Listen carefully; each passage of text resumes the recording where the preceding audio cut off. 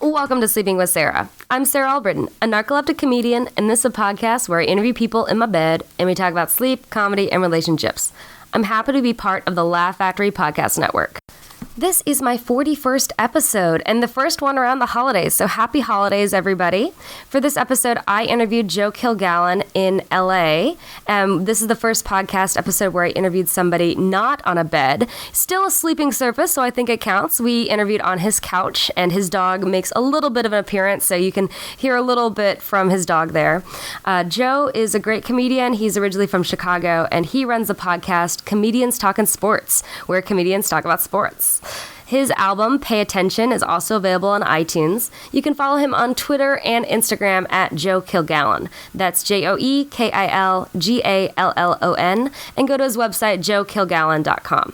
Sleeping with Sarah is brought to you by Audible.com. Go to audibletrial.com/sleepingwithsarah to get a free audiobook of your choice. This week, I'd like to recommend I'm Just a Person by Tig Notaro. Again, that's audibletrial.com/sleepingwithsarah. If you like the podcast, please remember to rate and review on iTunes and iHeartRadio. Find out more on the website sleepingwithsarah.com and follow me on Twitter at Sarah Albritton. Well, let's get started with the show.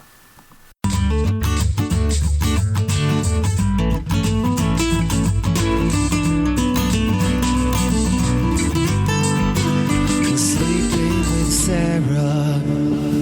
Welcome to Sleeping with Sarah. I'm Sarah Albritton, and I'm here with Joe Kilgallon. Thanks for having me, Sarah. This is fun. Yeah, and this is the first one we're doing on a couch, not a bed, because I am in Burbank, California right now. Well, it's a pull-out couch, so many people have slept on it as a bed. I've taken numerous naps on it, so I feel like it counts just the same. Absolutely. Right. Absolutely. I think basically wherever you end up sleeping could be a bed, so bathtubs can be beds, I've done that before. benches can be beds, Concrete basement floors.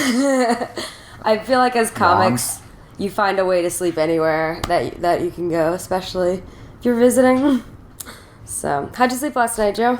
I slept great, actually. I was in Chicago. Well, I was in South Bend, Indiana, and Chicago the last 10 days. I went over for Thanksgiving and then just did a run of shows. And I got back, after any travel day, I always sleep like a baby. And I turned on Home Alone, and I made it to the part where they overslept for the airport, and I was out. I don't remember after that. I made it 4 minutes into the movie. It's on HBO Go, everybody. Check it out. Classic. Yeah. And then I woke up it was 11. My dog woke me up at 7:30, take her out, and then we slept again until about 10. Oh, wow. So, yeah, it wasn't bad. That's good. That's cool, man. You big on holiday movies? Yes, I am. Especially around the Christmas time. I don't know. I'm not overly into the holidays, but I definitely I got to see Home Alone. I got to see Christmas Vacation. Christmas Vacation is my favorite. It's amazing, right? And Elf. I got to see that. Elf too. I like Elf. Home Alone 2. I'll probably watch more Christmas movies this year because we're not going back for Christmas.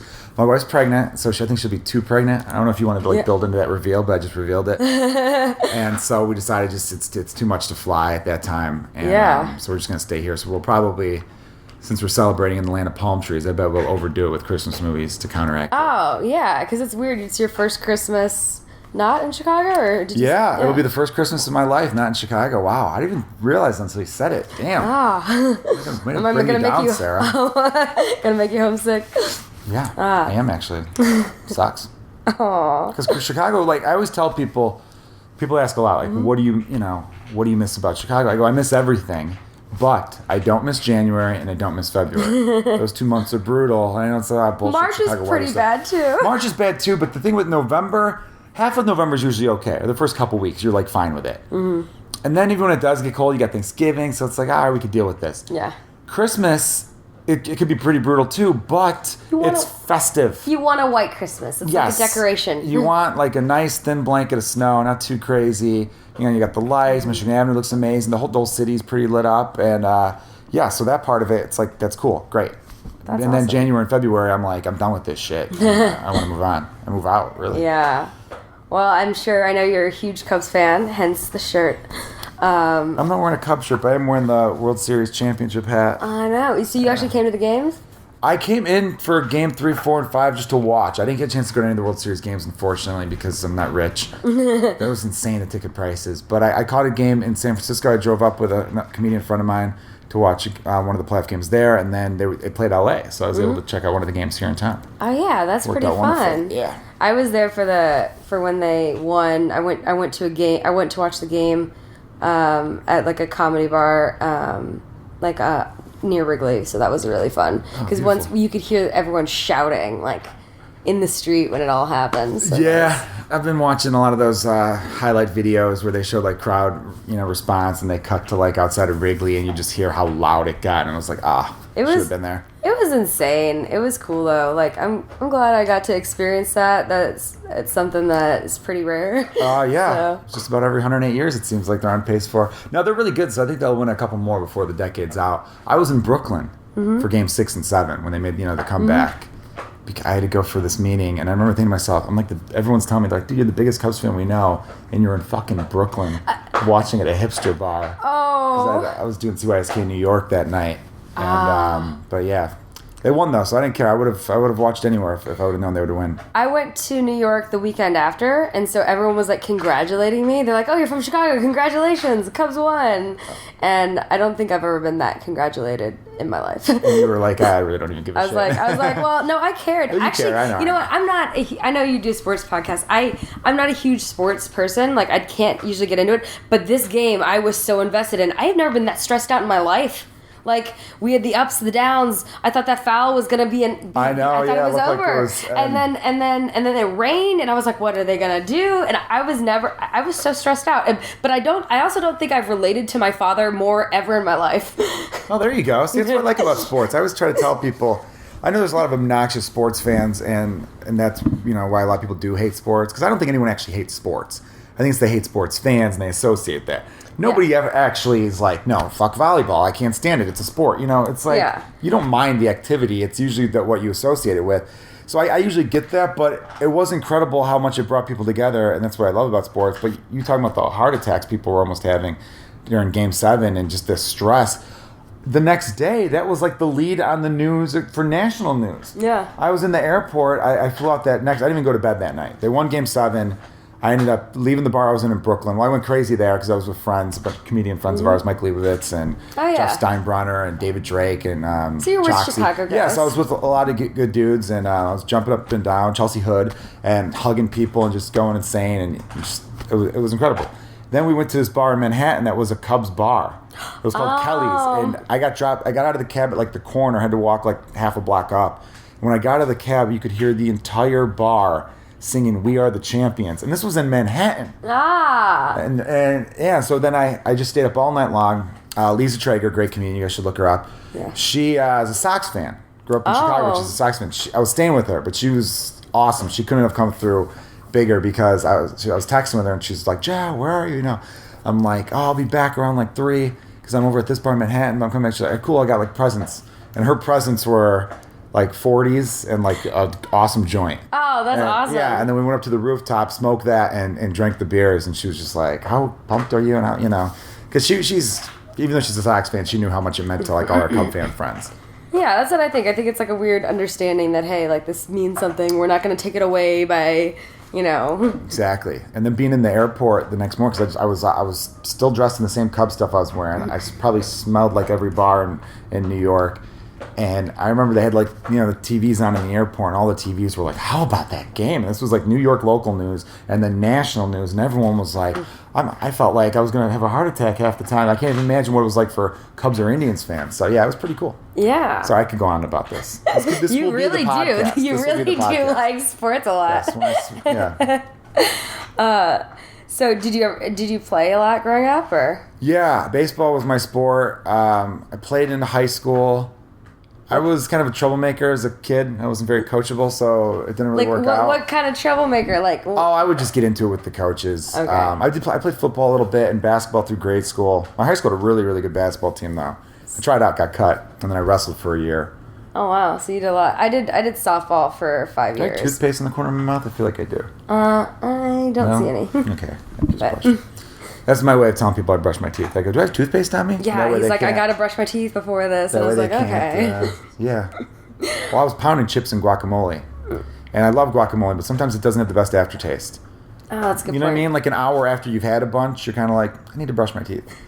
I get you. That's how I feel. You played softball, though? Yeah, I played, I was really small for my age, so I started in, like, right field, and then I moved up. Eventually, I was, like, center and second, where I found my comfort. Cool. Yeah, center field's fun. Yeah, I liked it. I mean, for me, I like to play silly sports now. Like, I'll play kickball. That's fun, you know. Low pressure, volleyball at the beach, that kind of thing. Yeah. Not, like, competitive. Because I No. can get competitive. And I get too competitive. And I think I think I could possibly ruin friendships. I could get too competitive. I might have ruined a couple in the You past. have? Probably. I don't know. I've gotten a lot better since I've gotten older. But, like, I played in a co-ed baseball league over the summer with a lot of, like, comedians and comedy writers, too, even. And, you know, it's supposed to be just, like, a fun league. But there was at least one game every, like, 3 or 4 games I'd probably average. Maybe once a month of the season, I'd have a game where I just lost my shit about something. And it was never, like, yelling at somebody. It was always something, like, if someone screws up, I'm a good supportive teammate. Mm-hmm. Like, I'll pick you up if you're down. But if I fuck up, it's usually, like, I get mad at myself and it's, like, stay out of the way. Or if someone on the other team does something, I just can't put up with that. And it was always so hot. So with my shitty Irish skin, like, whenever I get really hot, I get irritated that much quicker. And so I should have told myself. There were certain days. I remember one day just being like, I gotta leave. And I left. I left early. And I remember some people being like, I could tell a couple people on my team were like, what the fuck, man? And I thought to myself, I'm like, if I twisted my ankle and said I have to go home, you guys would have been like, oh, of course, get out of here. But the fact that my head is not screwed on right, it should be okay for me to leave, you know? So I was saying that if you have a bum ankle, people feel bad for you or whatever. But if you just say, hey, mentally I'm not here today, people are think, oh, you got to control that better. And I think that's kind of bullshit, because I think sometimes it's responsible of people to be like, hey, mentally, this isn't my day. I'm going to get away from you guys before shit gets bad. And I think people need to understand that a little bit more, like, in general, like, people taking personal days at work or that kind of thing. Just because you're not sick, sometimes you just need a day to, like, deal with your own shit. Oh, yeah.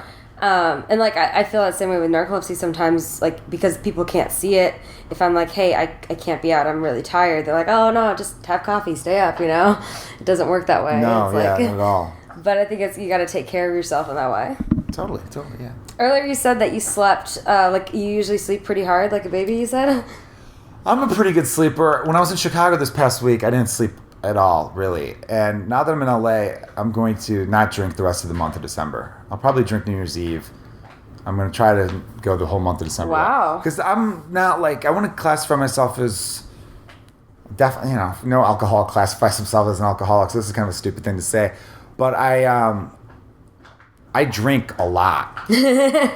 So, and then the last 6-7 days in Chicago, I'm running into old friends, seeing a bunch of my, you know, my comedian friends I haven't seen in a while. And you can never just like have one. It's always like, all right, come on, let's do shots, let's do this. Hey, you're in town, let's go out to a 4 a.m. bar. After every comedy show, I was out to like 3 or 4 in the morning. A couple times, one time I was out to like 6:30, and then I didn't sleep much that whole week. So now that I'm back in town. But no, what's my typical sleep pattern? I'm usually a pretty good sleeper. Yeah. Yeah, I can usually remember my dreams pretty vividly too, for the most part. That's nice. You ever Sometimes I snore, sometimes I don't. I'm a mixed bag with that. You ever lucid dream?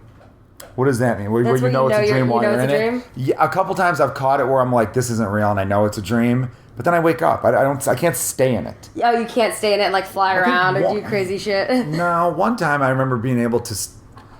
I was, what was it? It was something physical, and I was like, oh wait, this isn't real. I can do this. I think I dunked. I think I was a slam dunk or something really crazy. I remember jumping up in the air and then being able to like get like a second like jump with. Like the Mario jump. Like Mario jump, where I'm in the air and I jumped again for some weird reason.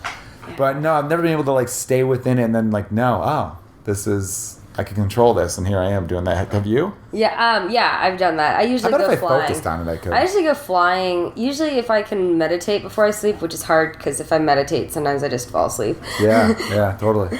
Do you just fly? You haven't chosen anything else? Yeah, there's other stuff I do, you know. Too like, personal? Well, no, I mean, probably a lot of it's just the fun times, you know, maybe doing something that I could never really get away with doing in real life, or like going to like other planets, or just like doing weird shit, like moving stuff with my mind. Yeah, like really weird That's shit. the fantasy. Yeah, I think we all want to be like Jean Grey or Professor X. Yeah. Just be fucking badasses like that. What superpower would you want? I think it's a toss-up, though. I've often thought about this. There's 3. Sorry, there's actually 3. It's a 3-part answer. See, I don't know. I think at the end of the day, I'd want to be Jean Grey. Okay. Because her powers are just so... She could do anything. And I know she has to fight to control, because sometimes it controls herself, so that part's bad. But then you got Wolverine, who just heals and lives forever. But then sometimes you think there's a lot of sadness with living forever, because you have to put up with, like, every, 50 years, your good friends are dying while you're living. Oh, God, that would be sad. Yeah, they say, like, Wolverine's supposed to be, like, over 200 years old now. 200 years old at this point, so... He's gone through, like, 4 sets of friends. He has, A lot of people there. And then, Mystique, being able to turn into other people. Yeah. Seems like a really badass thing.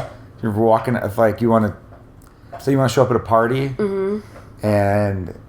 you want to spy on your friends, you can just turn into someone else and be like, hey, did you hear what Sarah said about so-and-so?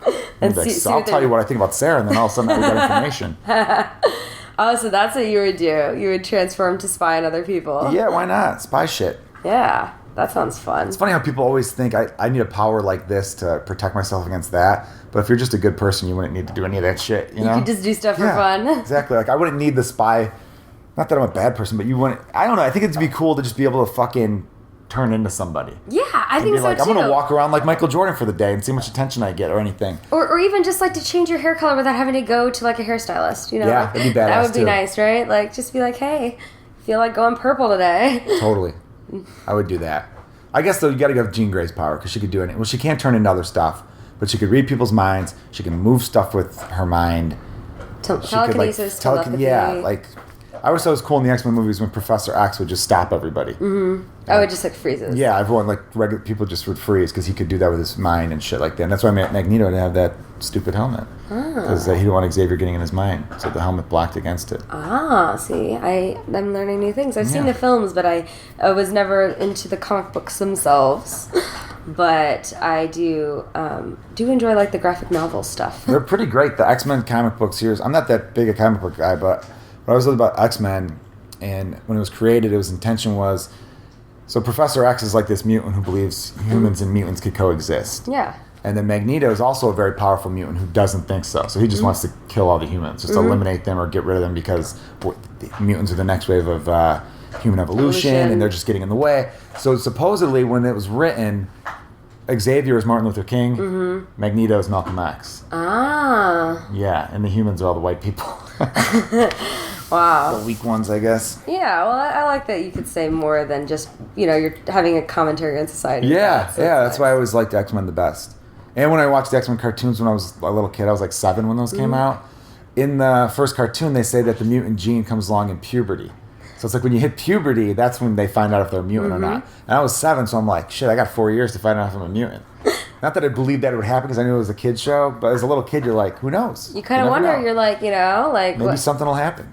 I wonder that, like, Sabrina the Teenage Witch, where she was turned 16, and that's when she, like, got powers or found out she was a witch. So it's like you keep hoping. But you never hear about, like, a 40-year-old wizard or a 40-year-old, Harry's 11 when he gets his thing, you know? Exactly.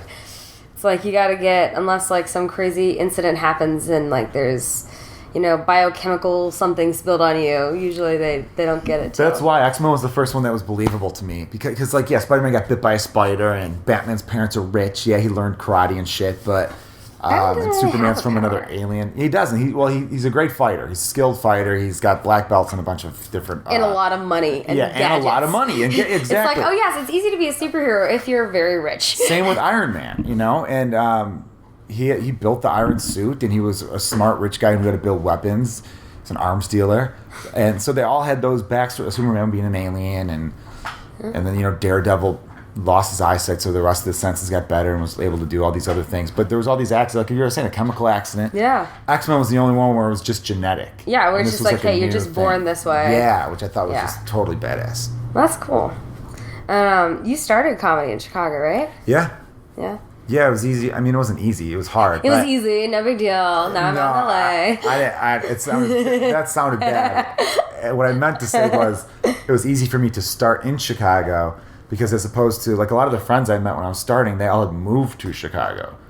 They moved to Chicago to do comedy specifically. Yeah. I was there. So it was like, oh, cool. I think I'm going to start doing stand-up. And then I'd open up a newspaper and look at the open mic listings. And it's like, all right, cool, I'll take the bus over there. It's only 3 or 4 miles away. Or I'll, I think they have a car when I first started doing stand-up. Yeah, I think I got a car shortly after that. You didn't really need a car in Chicago, but I would take it. Most days I would. But yeah, that's what I meant by it was easy for me. Because I remember meeting all these people. They're like, I'm like, where are you from? I'm like, oh, I'm from Detroit. Oh, so you moved here for comedy. Moved here to specifically do stand-up. I'm like, oh, that's crazy. Well, that people were moving to do it. And so for that, maybe I took Chicago for granted in a lot of ways. I know in the beginning I felt like I did. Because I would just do stand-up and then go back to my life where a lot of people were like, no, this is a community. And, comedians were hanging out with comedians and everyone was like doing things together. I was just like, all right, I'll see you guys do. It was like work. Yeah. Like they were my work friends. But then I had my real friends, where other people, those were their only friends. Yeah. Because all their friends were back home, so they started stand-up, and it's like... Oh, I see, because you had friends that you've grown up with and other people. Yeah, I had friends I grew up with that I still was in touch with. I started when I was 22, so I still know a lot of my friends are coming home from college. Because I dropped out of college. And my first year or the first 9 months after I dropped out, I was just doing second city classes. Because I knew I wanted to do something in comedy. I thought mostly writing, though. So sketch writing and improv, and I thought they could get me into the world of writing. Stand-up was in the back of my head. It's like, I didn't really want to, but I knew in the back of my head, I'm like, oh, that'd be cool to try maybe someday. Who knows? And then a teacher was saying, oh, you have a good, strong individual personality. You should give stand-up a go, too. And a good friend of mine in the improv class, who's a comedian in Chicago, Jim Zekas. Oh, we took James Zekas. Yeah, Zekas. Jay-Z. I call him Jay-Z. Zekas and I were in improv class together, and we knew another friend, and he was talking about hitting up open mics, and me and him would just look at each other and we're like, let's go. Oh, and cool. And so Zekas is my oldest friend in comedy.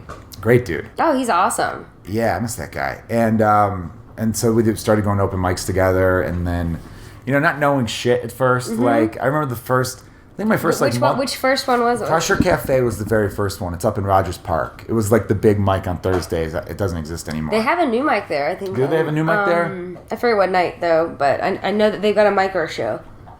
Okay, it was a cafe next, and they had separate rooms were a pool hall, and I'd get a lot of Loyola college kids there and stuff, and then I would go to Bad Dog Tavern, which is in Lincoln Square, and I don't think that does anything anymore. No, I don't think so. Then shortly after that, there was a bar called McDonough's that turned into Ace Bar that's now gone.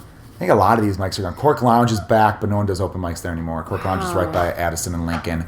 Well, and then... I think about how many places The Globe is still going, right? Yeah, the Globe's still going. That one was one of the bigger ones, too. When I first started, though, I didn't know what to do with comedy, so I would go to one open mic a week. For my first 5 or 6 weeks, and then I remember someone saying you should try this mic too, and I'm like, nah, I like this one, and they're like, what are you talking about, you idiot? You should be going up every night. And then I was like, okay, yeah, that does make sense. Why the hell didn't I think of it that way? I should be attacking it because I just didn't know. I just was like, I'm gonna do this. I was still taking classes at Second State at the same time. They overlapped a little bit, and I remember going into year 2 of stand up thinking, I need to start hanging out with comedians more because these guys everyone's just friends of each other and they're booking each other's friends. It makes sense. It makes sense. It's you want to book people you like hanging out with. But... Yeah, because I would talk to them. I would talk to people at the open mics and hang out and talk to Danny Callis and Junior Stopka and Marty DeRosa and stuff. But then I would immediately go back and hang out with my friends. And I remember thinking these guys they're roommates. I remember comedians all living together. Yeah. And then thinking, oh shit, okay, cool. I got to get more into this world then. Yeah, I feel like when you start doing comedy for a while, you kind of just all your friends eventually become comedians. You got to really make an effort to be friends with people that aren't comedians. Yeah. Or aren't music or same schedule, late night kind of thing. Yeah, you got to get on the same schedule, or you end up hanging out with bartenders and other people of the same. Yeah, because it's very nocturnal. It is. It is. It's got to be hey, someone that doesn't mind me, hey, it's midnight. What are you doing? Want to hang out? Tuesday night? No big deal? Yeah, I know. That's why I remember talking to a lot of my female comedian friends, and they talk about how much it sucks dating. Because I'd always tell them, don't date a comedian. Are you crazy? But and then they'd say there's no other options. No. Well, it's so hard because, even because I still like to hang out with my friends, and we might end up hanging out and smoking or drinking until 2 a.m. on even a weekday or something like that. And then if I was dating a guy, he'd be like, okay, so you're hanging out with all these guys till this time in the night, and you're just friends? Are you sure? Are you sure? Yeah, you're I didn't think of that. But people, yeah, you're right. And it's also people outside of our world of comedy don't get that. You could really hang out with 20 people, 15 of them being guys, and it's totally cool till 2 a.m. on a weekday. Because that's just our lifestyle. Where in their world, it's like, what? You don't just go home and watch sitcoms at night and then call it a night and then, wake up in the morning and do it all over again. And I will say the other thing that's really bothering is like when you go with a guy that's not, because I mean, we're around funny people all the time. So if you go with a guy that's not funny and like he's on his dinner date and he tells his story that he thinks is hilarious, and you're just thinking in your head, oh my God, this is the worst story, get to the point. And it's like, I mean, like, do you laugh politely or do you not laugh? Do you try, like, I mean, you understand the different situations. I think you laugh politely and then you just get that, and just don't go out with them again. Yeah.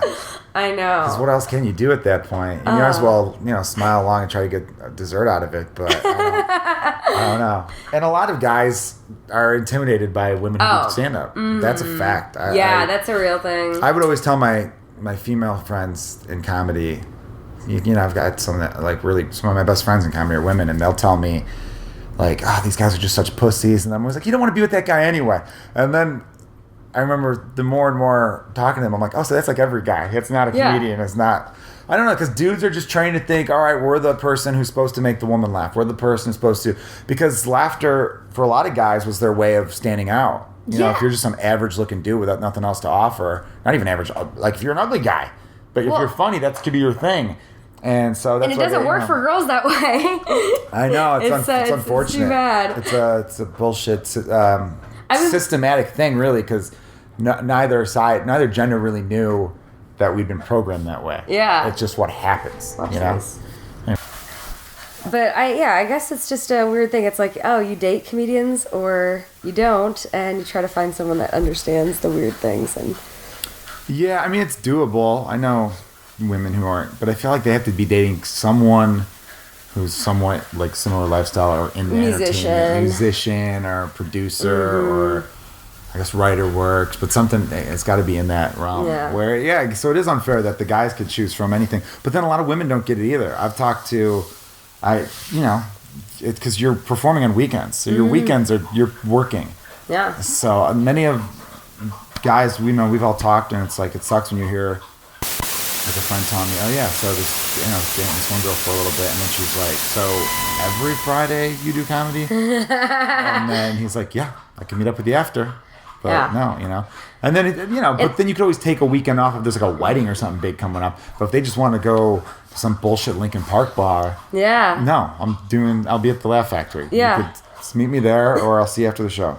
That's also what I like about comics is that you can just go and you don't even need to text your friends. You just know where they're going to be at and be like, hey, I know I can always catch, Joe, on Thursday nights at the Improv, or something like that. It's kind of nice. That part's very cool. It's a very different kind of communal thing where it's like, I can go to this place alone. I know I'll know somebody. I don't know who will be there, but somebody that I can tolerate being around and having drinks with. Totally. When I go back to Chicago to visit, I usually have to make a point to hit up my non-comedian friends, because my comedian friends I know I'll just see, either we'll be on shows together or I'll see them at the shows, or Wednesday nights in Chicago people always usually end up at Kohl's or around there, and then you go to one of the 4 a.m. bars nearby. So my dog is like using the tripod. I know. I'm like, the dog. He has a very large dog. But her. It's a she. Yeah. She. How big is the dog? Like 100. She's about 80 pounds. 80 pounds. But she keeps walking. Oh, here she wants to join. Hello. Yes. Nice to meet you. I'm sorry if you want to. You are. It's all right. I don't mind it. Wow. She's going in. All right. Come on. Not the first time I've had a dog on the podcast. First one that was that big and distracting. Yeah, she's a badass. She's a feminist. Mm-hmm. I like that. She pees with one leg up. Does she? She's alpha female. Oh, that's pretty cool, actually. She pees with one leg up. She is a modern woman. So how did you meet your wife then? Did she do comedy? No. High school. Oh my gosh. Really? Yeah, we have an interesting story. We started dating in high school. We both grew up in Chicago. She went to an all-girls Catholic high school in Chicago. I went to the all-boys Catholic high school. And met through mutual friends. And then, where was I going with this? Oh, yeah, we were engaged originally when I was like 23 going on 24. Oh, wow. And then we lived together for like a year and a half or so, engaged for like a year and a half. Then we broke up and we were apart for like a little while. And then got back together, just as boyfriend, girlfriend.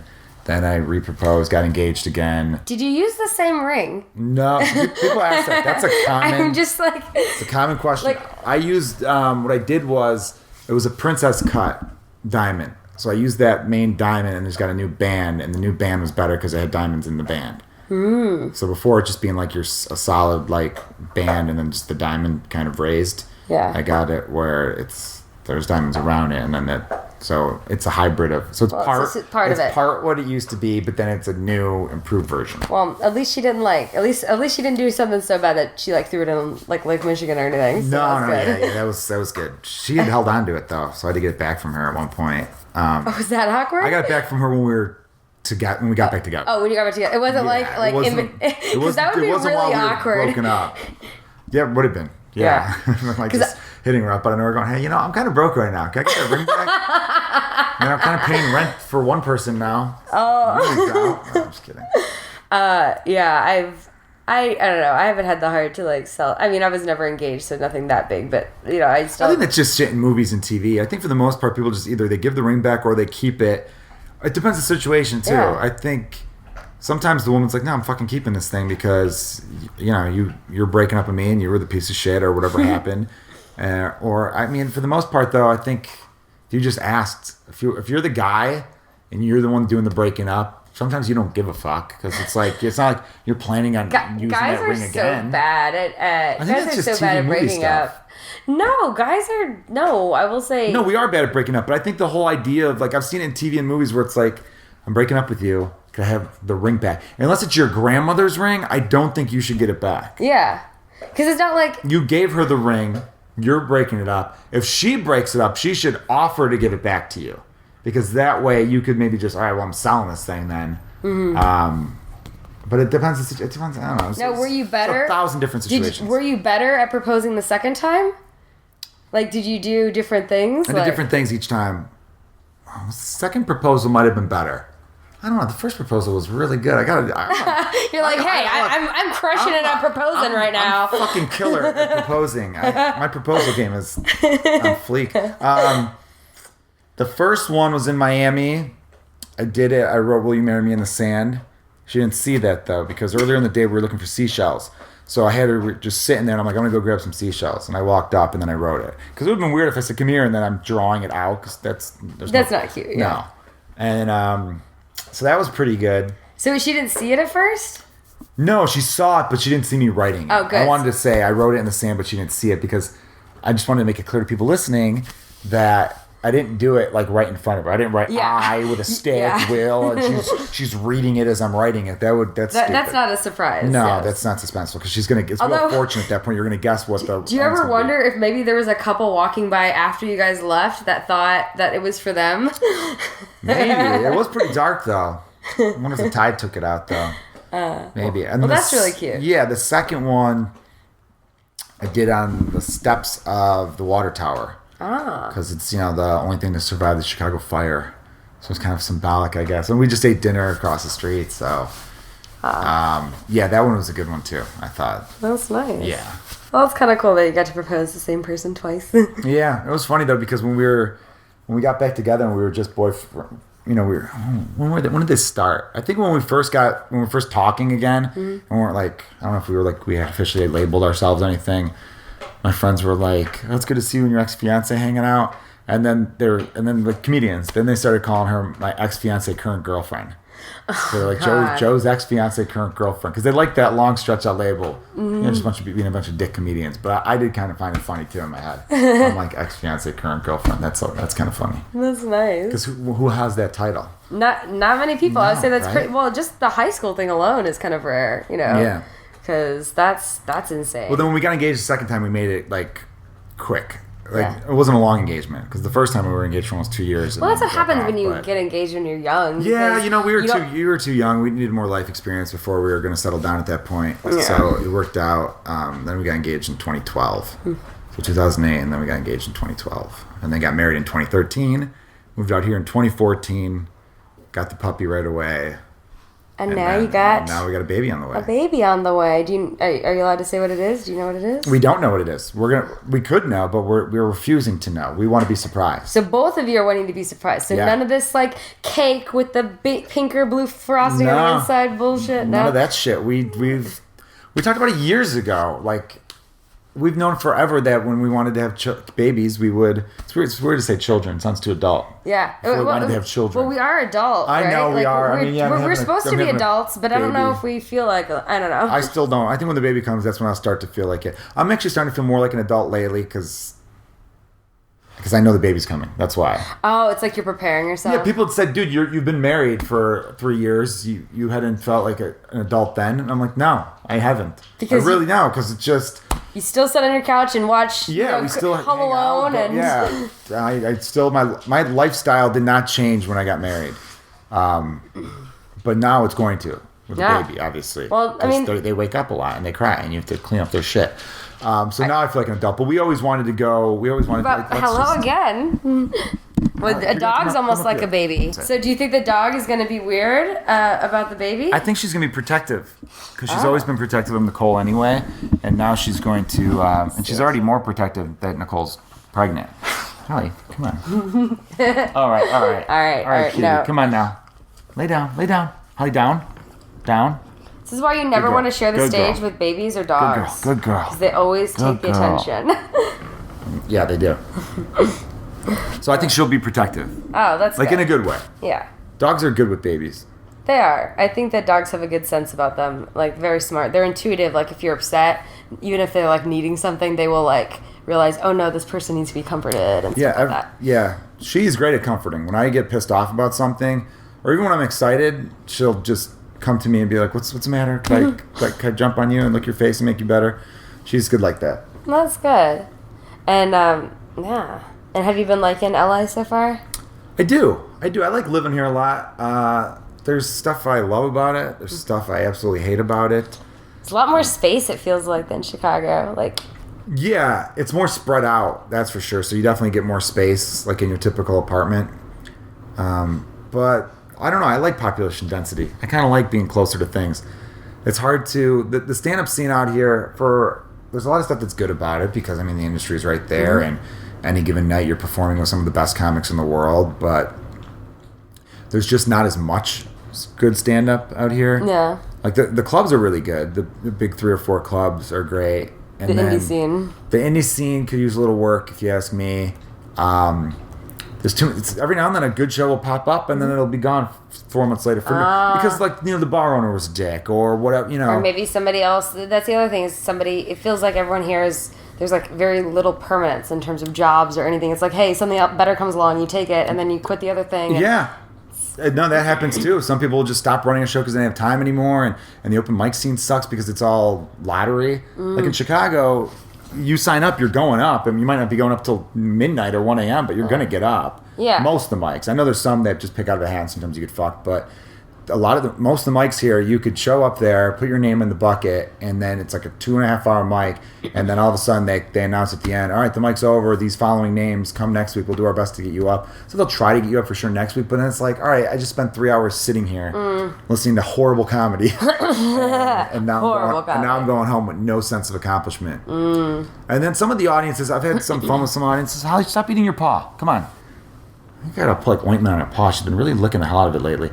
Anyhow, then there's some audiences that have been great, and then there's other audiences that think they're like too cool for school. You can tell they kind of have this LA, make us laugh type of shit. Like there's some sort of weird vibe. Yeah, like there's some Kardashian bullshit. Like you could tell. It's like, oh, like prove to me that what I paid was worth it. That kind of thing. It's like, oh, like you get the everyone in LA wants to be seen. You could see it when people are even in the crowd watching a show. But for the most part, though, I like most of the crowds that I've performed in front of. Most of them. Nice. There's been a few and sometimes sometimes you're bad as a comedian, so I'm not gonna just blame the crowds all the time. But but yeah, it's interesting with that though, because you could do a show in West Hollywood, and then those are some of the people who are too cool for school. Then you could do a show in Silver Lake, and then you got the people there who are just like so sensitive, and they're just waiting for anyone to say something that offends them.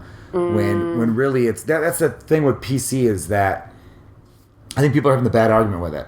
Some people say, oh, this PC shit's got to stop. No, there's a lot of PC stuff that's great. You should stop saying those certain words. Yeah, absolutely. You should stop, oh my gosh. Yeah, stop saying the word retard. Stop saying, the F word towards gays. You can say fuck all you fucking want. And, certain stuff like that. Yes, I'm 100% on board. Stop being an insensitive piece of shit. Yeah. And, be better of all.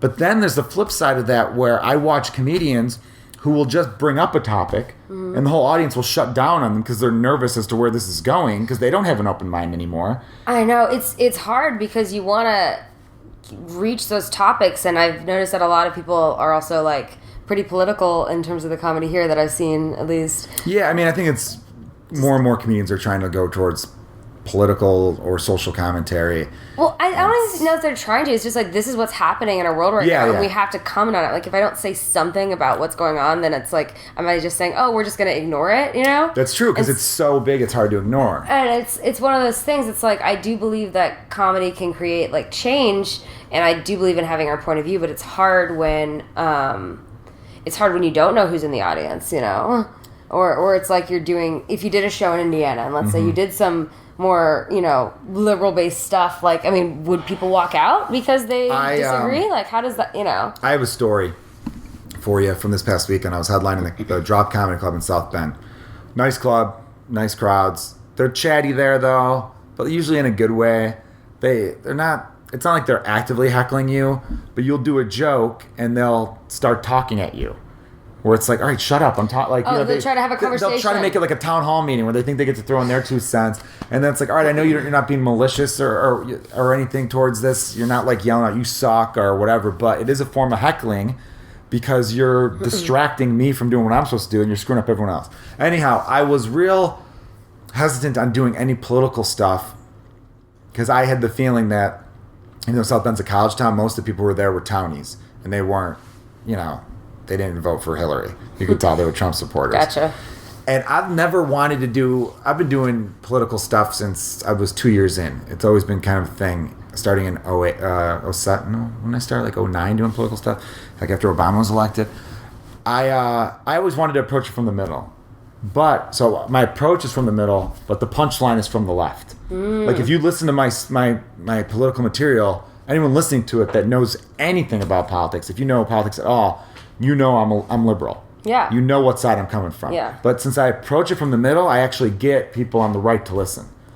So that's because my whole point is, if you're going to do political shit, don't just preach to the choir. Yeah. If you're a liberal and you're doing a show in Logan Square in Chicago, Silver Lake in LA or Williamsburg in New York, you're essentially just preaching to the choir, Yeah, you're not making a change because you're talking to the people that already... Yeah, they already agree with you anyway. So what's the point of doing that?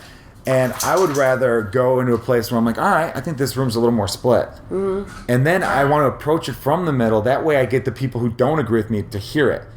Because if I come at it where I'm obviously like, fuck Trump, he's a piece of shit, and what the fuck happened to us, those people are turning their brains off immediately. And they're just not going to listen to anything you say because they're like, oh, this person's just blah, blah, blah. I'm going to go to the bar and have a drink and not listen. Yeah, so I want to come from the middle and then slam their person. Because when I do that, when I've been able to do that in the past, I've had people come up to me and actually say this. It's surprising when I tell people this because usually nowadays nobody admits to shit. Nobody ever changed. Like, have you ever seen a Facebook battle where someone says, "Oh, good point. I didn't think of it that way." No one ever does that. It's just there's constant fighting. I've had people come up to me going, "You know what? There's a good fucking point about that." Or I make a point that they're like, "I totally agree with you there." And then if I tell them, I'm like, that's actually what the Democrats believe. They'll be like, fuck that. Yeah. But so you get them to think of it a little bit, and then they're like, once you say like Democrats or liberal, then they're like, okay, no. Yeah, once you label it, like there's been reports of people filling out like questionnaires. And then at the end, they find out, oh, you're actually 80% liberal or Democrat. And then they're like, nah, fuck that. That was a trick. Or, they don't. Well, it's so interesting how much we don't trust things anymore. I feel like the trust in a lot of things have been going down, Yeah. And so I think that's an issue, too. That's why the selfie was invented, because people don't trust each other. The what? The selfie, got invented because people don't trust each other. I didn't know that. I'm making this up. Oh, okay. But no, I really so confident about it. I am confident about it because my wife's family was in town not that long ago, and we were at Santa Monica Pier. And I remember seeing everyone doing selfies. And I'm like, I bet 10 years ago, before the camera phone became like the norm, people would probably ask a stranger, hey, can you take a picture of us? Now then people started going out and they're like, you know what? I don't trust anyone around us. I'm just gonna do that. I don't want to. Well, it's like there's two different ways of trust. It's like you don't trust them to take the picture well, and you also don't trust them not to take your phone and run. Yeah, that's the thing. They think, I don't want to bother this person to take my photo. Mm-hmm. I don't trust they'll do a good job because they might not know how to use this kind of phone. But also, they can run off with my phone. These phones became very expensive and all that, where it used to be just, here's my camera, and people would snap off a picture. Yeah. I don't think selfies look better. Every selfie I've ever seen, I'm like, that doesn't look better. I mean, honestly, selfie sticks help, but I would never carry around a selfie stick, Holly, come here. Yeah, the selfie stick does help. You just don't want to carry one around because you feel like people would make fun of you. Well, yeah, right? it's like running around in a Segway or something. Yeah, my dog's giving me this look like she wants more food. You've had enough. You're good. Eat later. All right, I'm sorry. No, it's okay. Does your neck hurt doing this show? No, we actually lay all the way down. Oh, you laid all the way down? Yeah, oh, yeah, God, yeah. Damn, I was just like, I fucked up your podcast. No, you didn't. It's fine. It's just. I was looking through my messages. I don't think you mentioned that I was in a bed, by the way. It is called Sleeping with Sarah. Yeah, I know. I should have thought of that, but I was going through the messages going, did she say anything about bed? I think I did, but it's all right. You probably did. I'm an asshole. No, it's all right. I think it's funny because as many times I just was worried my dog would be like, what the fuck's happening here? You know what I mean? Oh, yeah. No, I've had dogs, too. And I have one dog so far. I've got another one another person that wants to record that wants to bring their dog. And I was like, okay, it's like 5 pounds, 10 pounds. I'm like, that'll be fine. Totally. So, yeah. It's not a big deal. I just, it's just a fun way. I feel like people, when they're laying down there, they share more personal stuff. You feel like you're in a therapist's office. I would agree with that. Yeah. I'm not wearing shoes. I'm totally more relaxed than I would be on a normal podcast. Not that I'm not relaxed, but I'm more chill. Yeah, because usually... I don't feel the need to be, performing. Like, on a podcast, you want to be, fucking funny and shit like that. Yeah. I swear a lot, huh? Holly, come here. You do. You don't swear this much in your comedy, right? No, I do. You do? I do. Yeah. I swear a lot. I swear less in real life. Maybe I don't notice it because I guess you just get used to it. It's like those things that you just hear all the time and you're like, oh, I didn't even notice that. What I do with my swearing is that it's always for a point on emphasis. I don't just, I never wanted to be one of those comedians where they're like, so I'm walking down the fucking street and then there was no reason to say the F word in that sentence, right? Well, and also, if you think about your time, if you're only getting a certain amount of time, you want to have that time. So you don't want to spend it up with an extra minute because you put curse words in it, Yeah, you don't want to, you want to be economical with your words. So I've always, but I'm a swearer. When I'm passionate about something or I'm revved up, I'll swear. So you swear at the TV a lot during games? Yeah, but it's always in a good way. I'm always like, right. Fuck yeah, baby, there we go. That's how we do it. So you're that not screaming you're not screaming at the refs being like, what the fuck is that call about? If it's a bad call and I'm an umpire or a ref, I'll be like, are you out of your fucking mind? I'll say this. Have you ever thrown anything or broken a TV? I've never broken a TV. I've thrown controllers playing video games. This is my second iPhone 6 because I threw the first one off a wall and broke it. But that was because the charger wasn't working. So the charger, I couldn't get a charge going. And I had 1% battery, so I'm like, this phone's going to die. And this charger's acting up, so it's going to be dead. And I needed to set an alarm. I needed it in the morning. This was all this stuff. So it's just like a domino effect of this phone needs to work. And so you threw it against a wall. Yeah, you're like, I'm going to make this one work. I lost it. And I threw it. The funny thing is I had a pile of clothes, and my brain was like, throw it at the pile of clothes. Just to... take a breath, and it'll be fine because you're throwing into a pile of clothes. Well, I missed the pile of clothes, and I hit the wall, and then I saw it in all these pieces, and I'm like, great, now I just cost myself money I don't have, and I went even more off the deep end, and it was one of those things where I'm like, why did I throw the phone? It was the charger that was the piece of shit. I should have thrown the charger. But then to throw the charger, I'd have to bend down, unplug it because it's underneath my desk, underneath my nightstand thing, and then you got to wrap it up because you can't just throw a loose cord. That looks weird. You got to wrap it up tight. I had to feed the dog. To feed the dog. So you're gonna be doing that for do you feel like your dog parenting is gonna help you be a parent? I do, believe it or not. I know a lot of people are just like, oh, you can't compare the two and all this shit. It's like, no, you kind of can. We rescued her when she was rescued. I hate that term. We took her. We went to one of those adoption places. And he's like, we'll take her. But she was a rescue and all that. So she wasn't trained or anything. And so we had to, potty train her and all that kind of stuff. And you didn't want her peeing and shitting in the house. So we had to get it on a schedule. And there were times where she'd wake me up in the middle of the night barking. So I'm like, all right, I got to take her out. She's barking at the door. And, yeah, so all that stuff's going to add up. I think that'll help. And the responsibility, like just being like worried about her health and making sure I'm exercising enough because I didn't want her to be like overweight dog or anything like that. So yeah, we take her on long walks and we get good dog food for her and all that kind of stuff. Yeah. So I think that'll translate. Yeah. I think a baby will be easier, quite frankly. Yeah. I've got an album where I have this joke, so I'm not going to tell the joke. But long story short is a puppy could move around. Puppies could run. Yeah. Babies Oh, can't. yes, I've heard of this. Yeah, babies can't. But the thing is, puppies, you can also, like, leave in your house for 4 hours and come back and... That's true. You can't do that with a baby. No, so that's the one thing that... You don't get a break at all with the baby. You don't. So but I name a list of things, and the last one is about that, how you can't really just leave a puppy in a cage and take off for 5 or 6 hours. But a baby, you could have, like when you're at home though, well, when she was really young, when she was shitting in the house, I'd have to keep an eye on her constantly. I didn't want her chewing on cords. I didn't want her, because everything was new to her. Yeah. This is a new home for her. Where with a baby, like that's a 3-month-old puppy would chew on your iPhone charger, would take a shit in the middle of the dining room, or ruin shoes. Ruin shoes. You were worried.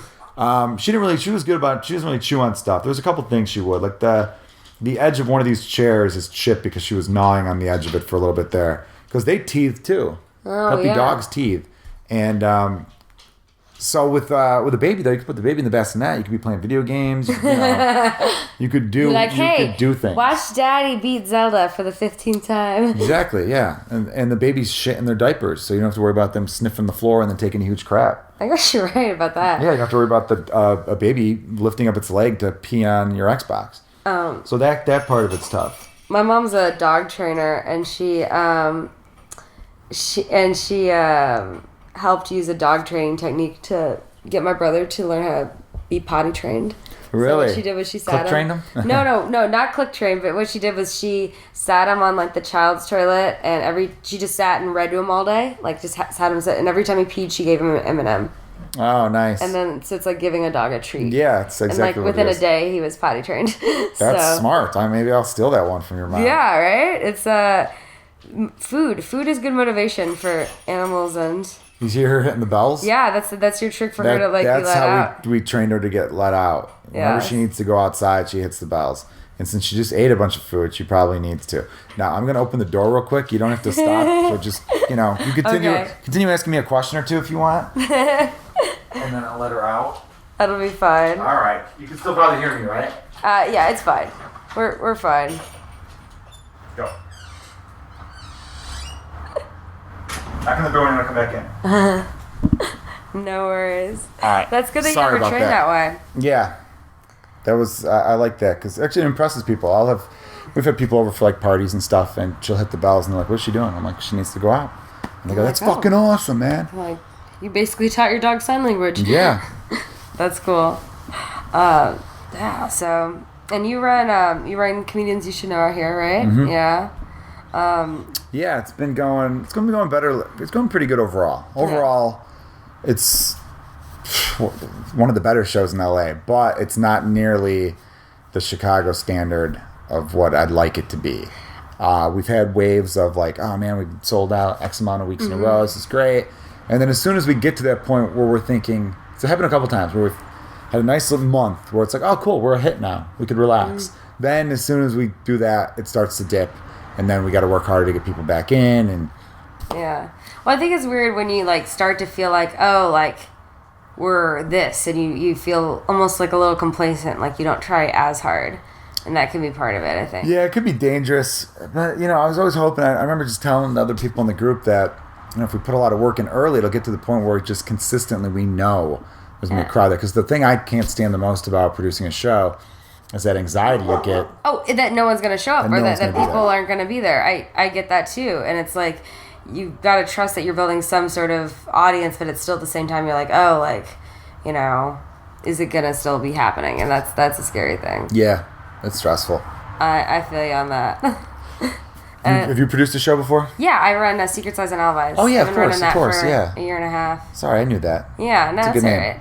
I like it. It's variety, so it's a little different because we only book 3 stand-ups per show, so it's very different in terms of the scene. Like, and it's once a month, so it's not like a show where it's like, I booked you. It's not one of those. It's like, hey, I'm just picking the 3 best people and doing that. But it's fun. I like it. It's weird.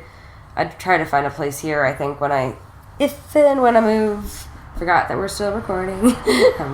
But yeah, I mean... Oh, you don't want to tell people that you might be thinking about moving? No, I mean, I don't mind it. People know, I guess. I just realized... I think it's assumed of every comedian that eventually it's going to run across their head of moving to LA or New York. Exactly. Or both. And just, why did you pick here instead of New York? Weather. Mm-hmm.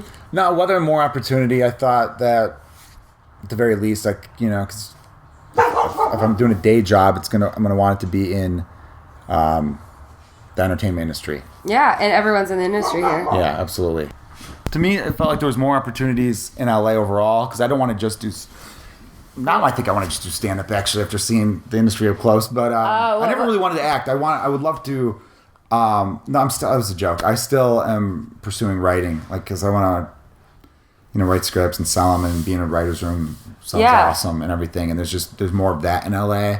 But I think New York, actually, the industry actually goes out more in New York.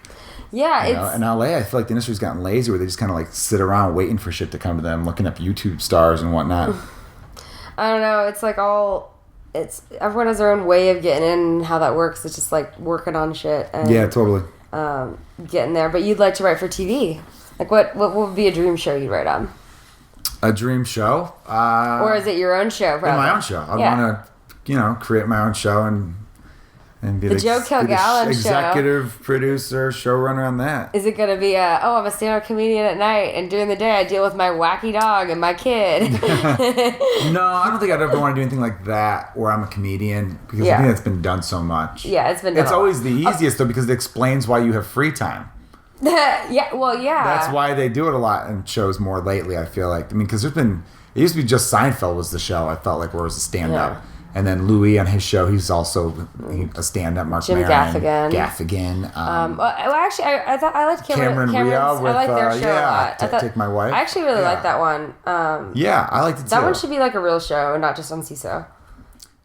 Oh, like a non-network? Yeah, I like that. I think CISO is trying to like do like their Netflix, Hulu type stuff. So yeah. So I guess it takes a while to build that. Yeah, I didn't mean it like that. I meant like no, you meant. Like, no, I'm joking. I know what you meant. I'm kidding with you. Not like they were listening. No, I liked it. They might. Ria's a friend of mine. Ria's done my podcast a few times. Ria's nice. I've met her briefly. Cameron's great too. Yeah, I knew Karen back when she had long hair. Back when she used to perform at Lakeshore. Oh yeah. I used to work there. Before I was doing stand-up, this is when I was doing improv and sketch comedy and Second City and stuff, and I was like, oh, I'm enjoying this. I started to get in with Lakeshore right at the end of its run. Yeah. It was unfortunate. It was a really cool space. It was. I mean, I love the way Laugh Factory redid it, and I think it's really great now, but it was cool to see people. I mean, I got to see a lot of people that became much bigger later, so that was cool. Yeah, they definitely brought in a lot of big names. Like, well, they're big now, but the thing was that they weren't. They were unknowns then. Like who? Like, like Reggie Watts. I remember seeing a show. Oh, yeah, that's right. That, like, they're, but I know they also had Bill Burr back then. They had Jim Jeffries. They had Margaret Cho. People have gotten bigger since. Yeah. But to me, I guess because I was a comedian, if you were in the comedy world, you knew who they were. Yeah. If you weren't, because I remember watching Bill Burr's career rise. He was at the Lakeshore Theater the one year. Then the next year was at the Vic. Mm-hmm. Then I think the next year was at the Chicago Theater. Yeah. So it's like just that's such a big difference. Yeah, that's a rise right there. Yeah. No, I think it's cool to see people grow and see their comedy change and become bigger. Following people. But is my dog licking your foot? He's trying to.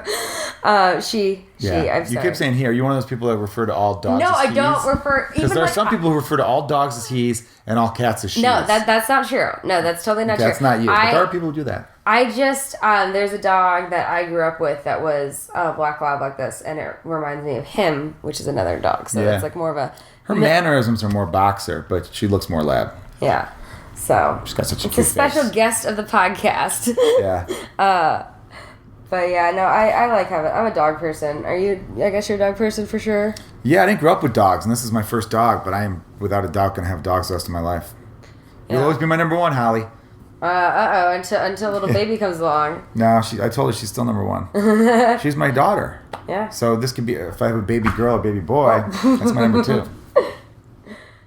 She's looking at you like, what the heck are you doing? She's chill. Yeah. But no, I like it out here, man. And so, what made you come up with sleeping with Sarah? Can I interview you on your own podcast? Oh, yeah, sure. Has anyone ever done that? Has anyone turned the tables? A little bit, because a lot of people have questions about the narcolepsy. So I have narcolepsy, you know this, yes. And so I've heard you talk about it, but I've never seen it in action. Do you just doze off? Yeah, it's I take medicine to stay awake, but yeah, like I do the thing that they make fun of in movies where you fall to the ground, but that only happens like once a month. Oh wow! So has it ever happened on stage? No, never on stage. Ever like out at a bar or a show? Oh, not my own show, but yeah, it's definitely been at a bar before, yeah, for sure. So it's a little complicated because there's a few different ways that happen. So one is the falling down, and then one is just me getting really tired.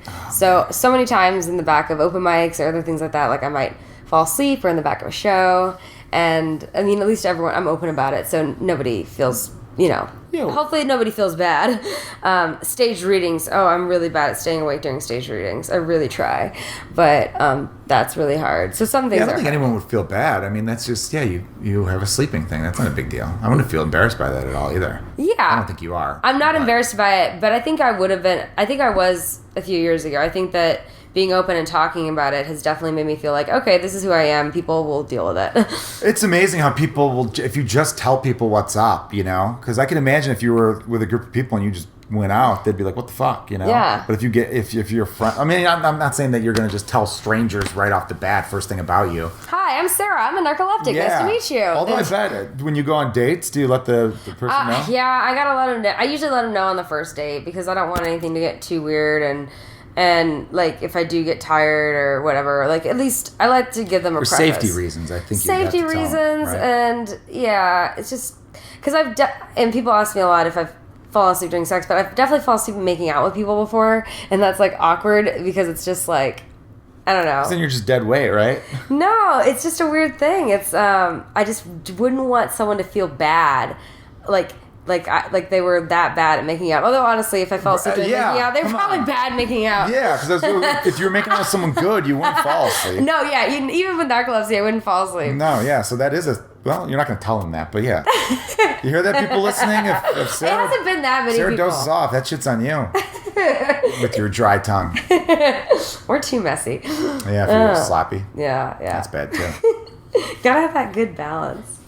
But yeah, I can't imagine you fall asleep during sex. No. That'd be pretty bad sex too. No, but actually there is the type of people, so the falling down thing has a trigger for everybody, right? Me, it's like usually heightened emotion or if I'm really surprised. Oh, okay. I've done it where I've laughed so hard before. I've done it where I've been so angry before that I've had that happen or scared. So that will happen. But for some women, it does, and I've talked about this in the podcast before, it happens at the point of orgasm. And I'm like, I'm so glad I'm not one of those women. God, that's gotta feel awesome for whoever gives them the orgasm. They're like, yeah, I was. Oh yeah. Why would that? I don't know if that would feel awesome. Wouldn't it be more awkward? Be like, what do we do? What do we do next? Well, if you knew it was the trigger, I guess it'd be kind of like one of those things where it's like, I'm gonna give it to you so good you're gonna go to sleep. Yeah. Like you literally knock the person out. But then it's like, I think that'd be awkward because then it's like, do you keep would be doing awkward. it? How do you wake them up? Like, No, you don't keep doing it. That'd be ridiculous. No, I was just. Although I don't know, you'd have to talk to about it with her ahead of time. I think there's agreements you can have with couples. For example, like me and my ex, we used to have an agreement because we were together for a long time. We're like, hey, if you feel like doing it, feel free to wake me up any way you like, and that's just like an understood thing. That's and cool, yeah. Because I was gonna say if you were the type that would fall asleep when you orgasmed, but then the dude's not finished, and he's like, shit, she's sleeping. Like, would you give him permission to then finish himself? I don't know. See, because that feels weird, because it feels like violation. It feels like, hey, I'm sleeping now, the sex is over.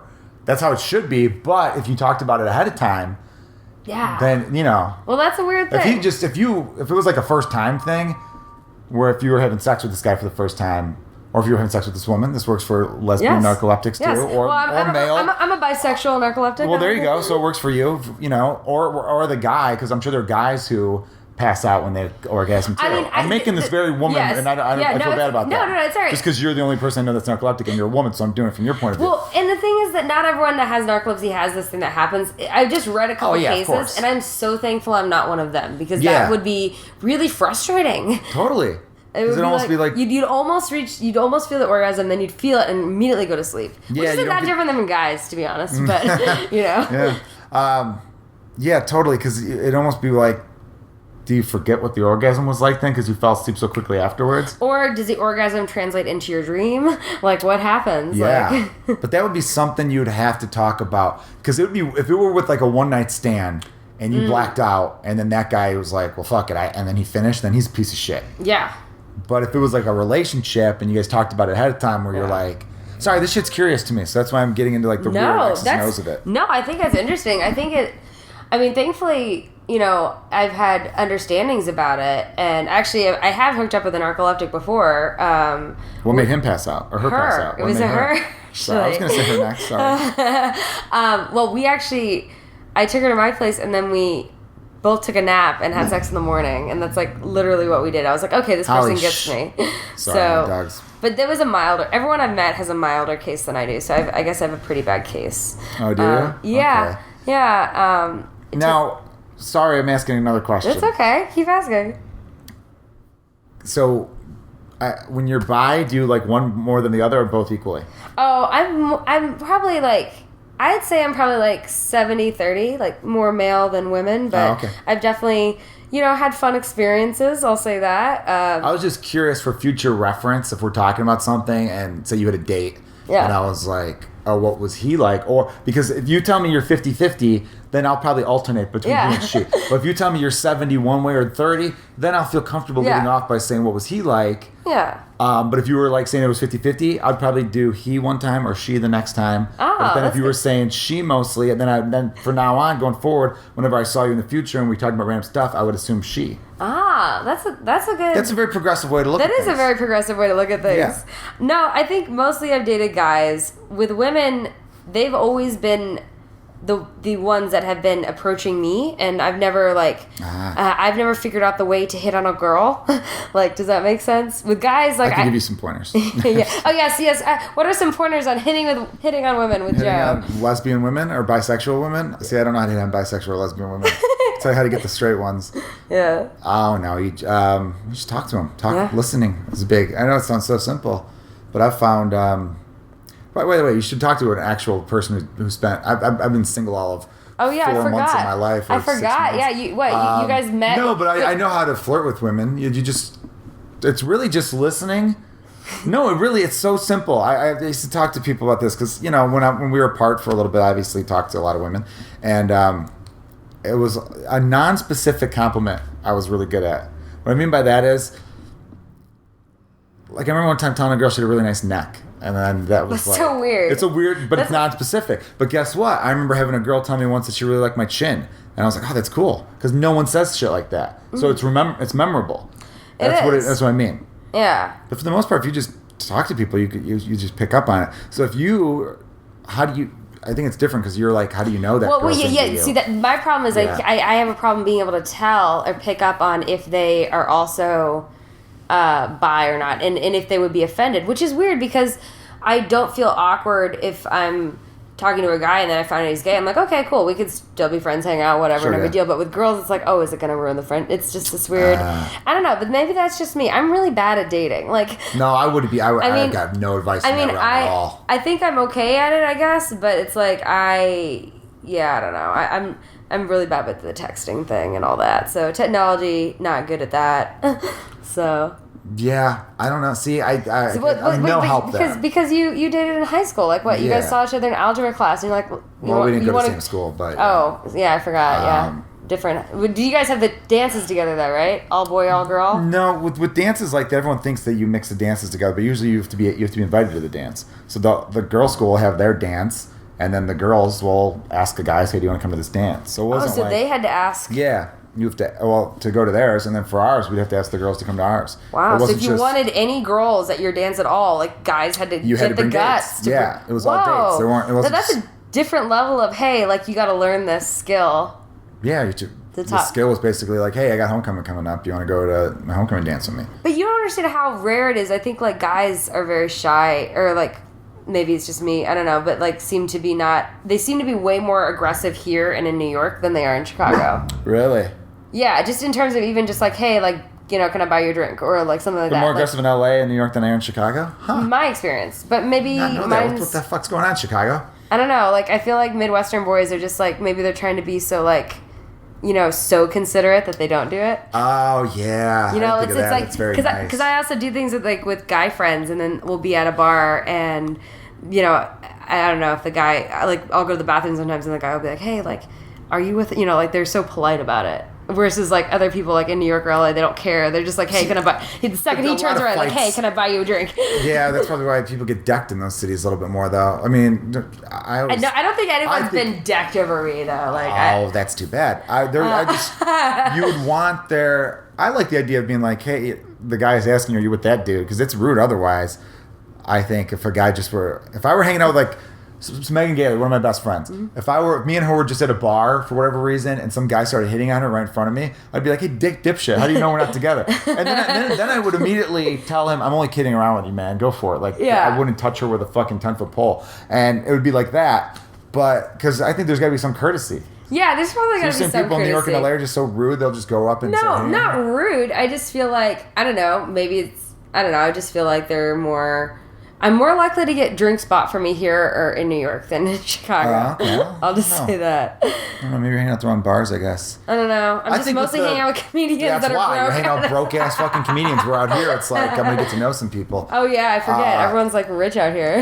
Yeah. I mean, there's a lot of people. Not everybody, but... Not everybody, but there definitely are. There's definitely more money out here. You see those Maseratis and Audis and... It's a lot of fake people, too, because I've seen horrible blocks where you're like, this is a bad neighbor, a bad block, and you'll see a BMW parked because that person knows, oh, when I drive my BMW around Hollywood and Beverly Hills, I look like the shit. But they don't know where I live. They don't know I'm living in a $800 a month studio that has roaches. So instead of that person living in a decent apartment and having a Honda Civic, they'd rather live in an awful, terrible apartment and have a BMW. Whoa. Because they're going to be seen in the BMW. Image is more important. That's the word I should have said. Image is more important. Image. That makes a lot of sense. Or I think Chicago's just a little more chilled out with yeah. I mean, people care about their image, but I think it's more just like, let's go get No, drinks like in winter, we do up. not care. We are all sweatpants and sweatshirts in the winter. We don't wear makeup. We don't give a shit. Everybody's gross in the winter. But I definitely think with hitting on anybody, isn't it just kind of, it's... The simplest advice seems to work where you talk to the person. Oh, you got to go up with some confidence because otherwise people immediately like, why are you talking to me? No. So you go up, hey, how are you? The thing What's is, up? Eye contact's big. I always say you got to maintain eye contact. Yeah. And then when you're talking to the person, you pick up on the things they're saying because you're listening, and then you use that to create more conversation, thus making he or her more comfortable. Yeah. And I don't have a problem with that. I think it's just I usually respond better when they start talking to me. Oh, well, then just keep doing that then. If it's gotten you this far. Or do you want to learn how to approach women more? Do you want to be able to walk over there and be like, hey, what's up? That would make me feel pretty fucking cool. Like, if I'm just like, hey, what's up? Yeah. But, I don't know if I have the confidence for that. Because I feel like I would probably just, like, pick a woman that's like, oh no, like I have a boyfriend of 5 years. You know what I mean? And then you just say, okay, lucky him, and then you leave.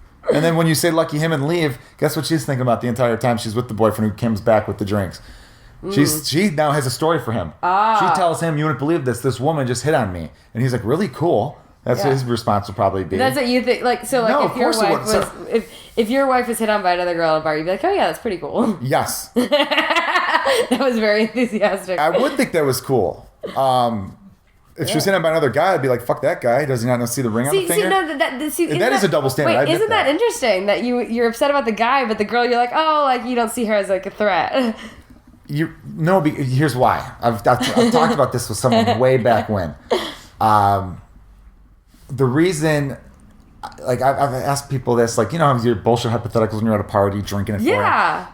I don't think I asked this, but the question went around where it was like, what would you be more upset about? You find out your girlfriend or wife or whatever, and this works. We asked it works reverse gender. You find out they cheated on you, but it was with another woman. Mm-hmm. What do you think about that? So if I found out my wife was cheating on me with another woman, I'd be way more cool with that than if it was with another guy. If it was another guy, I'd be like, what the fuck? If it was another woman, you could at least be like, all right, I don't have a vagina. Well, yeah, I could see why she she wanted to experience that. She sought that out. But if she's with another guy, it's like, okay, clearly something went wrong. I did something wrong I see. there. Yeah, If she starts cheating on me with another woman, there was nothing I could do to have prevented that. That makes sense. You know? Yeah. If she starts cheating with another guy, yeah, obviously there's stuff you could do to prevent that. You could have been there more emotionally. You could listen to her needs and all that kind of stuff too. But if she goes off with that, that's like more of a betrayal. There's no betrayal in hooking up with another woman. Because you can't compete with that. So say you're with a guy. So say your last boyfriend, you find out he starts cheating on you with another guy. You'd be like a little bit like, oh my God. But then you'd also be like, well, I don't have a dick. So clearly there was something that dude had that I couldn't provide for him. Yeah, I guess you're right. I mean, there are strap-ons, but Well, he should have told you that he was exactly. Yeah. Exactly. So I guess it goes back to listening to each other. Yeah, you seem like listening. Well, I guess you have been in a relationship for a super long time. I'm not the best listener. I'm a bad listener when it comes to like regular stuff. Like if I'm sitting on the couch watching TV and my wife's like, "Hey, can you take out the garbage or something?" I'll go, "Yeah." And then I won't take out the garbage, which is such a fucking cliched husband thing. It's just the first thing I thought of. But if she's telling me something important or we're having a good conversation, I'll listen to every detail. I think as a comedian, you have to be a good listener because you're constantly trolling for material. Yeah, you have to be aware of what's going on because you're commenting on life. Well, as we wind down the podcast, I always ask, and we touched on this a little bit earlier, but we talked about dreams a bit earlier, but I always ask people what your personal dreams and goals are for the future. Oh, okay. Personal dreams and goals of the future. Well, I submitted for this writing job in New York, and it'd be a dream of mine to get it, and hopefully I'll find out soon. That's why I was in New York at a meeting there, but it's like a long process, so hopefully I find out shortly, one way or another. Healthy baby, that's number one right now that I'm focusing on. I'd like long term, I'd like to have a Netflix special one day, or any kind of comedy special on one of the major platforms, Netflix, HBO, Comedy Central. Any of those three I'd be more than happy with. A late night spot would be great, and I'd like to sell a script. Yeah. Yeah, screenplay like to be made into a movie. Those would be the three big long-term goals. Immediate goals, the writing job, and having this baby be amazing. That's awesome, man. Oh, well, thank you so much for doing the podcast. Thank you for having me on the podcast. I had a great time. Can wave at the camera now. Good night, everybody. Night. Thanks for listening to Sleeping with Sarah, where I slept with Joe Kilgallon. Be sure to check out Joe's podcast, Comedians Talking Sports, and follow him on Twitter at Joe Kilgallon. Sleeping with Sarah is part of the Laugh Factory Podcast Network. Please remember to subscribe and rate and review on iTunes, iHeartRadio, and SoundCloud. This podcast is brought to you by Audible.com. Please go to audibletrial.com/sleepingwithsarah. I'm releasing a new podcast each week. Be sure to tune in to find out who I have in bed with me next. Thanks to Josh Bryant for the music. Find out more on sleepingwithsarah.com, and please follow me on Twitter at Sarah Albritton. Until next time, good night.